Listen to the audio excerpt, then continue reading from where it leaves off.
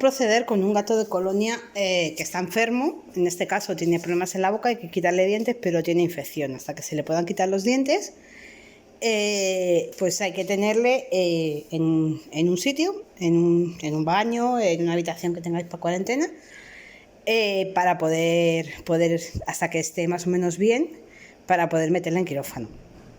Este gato es un gato de una colonia de Parla y está malito. Entonces, para minimizar su estrés, le hemos metido una caja de cartón, que ellos se suelen cobijar ahí dentro. Y las cajas de cartón son bastante prácticas porque, mirad, el gato está dentro, ¿vale? Creo que se llama Hércules. Está enfadado y tiene su boquita mala. Entonces, lo que hacemos es cerramos la caja como si fuera un paquetito.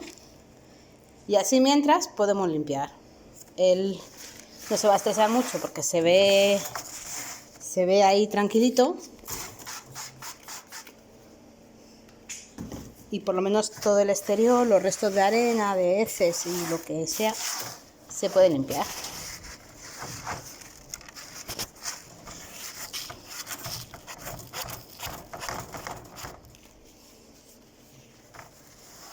Es un gato feral y siempre hay que tener mucho cuidado con los movimientos que hacemos con él, ¿vale? Porque se suelen enfadar y pueden atacar. En este caso, él está en su cajita, tan tranquilito, y no nos está perdonando la vida, vamos, en pocas palabras. Luego, siempre ponemos empapador porque tienden a tirarlo todo. El mismo estrés que tienen a veces se lo llega a unir.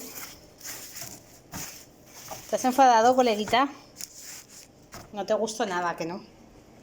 Ya lo sé yo. ¿Sabes? Él ni sale de su caja. Cualquier movimiento con un gato de la calle tienen que ser movimientos rápidos. ¿Ves? Se le ha quedado su habitación colocada, que no habéis visto cómo la ha dejado antes. Él trabaja en Ikea y se recoloca lo que le da la gana. Bueno, se le hable, aunque gruña mucho y esté enfadado. ¿A que sí, señorito? ¿A que estás muy enfadado? Pero te va a quedar el hotel limpito, ¿sí?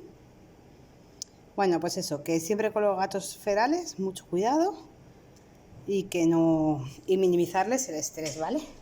Él se va a quedar en su jaula, tapadito, para que no vea lo que hay.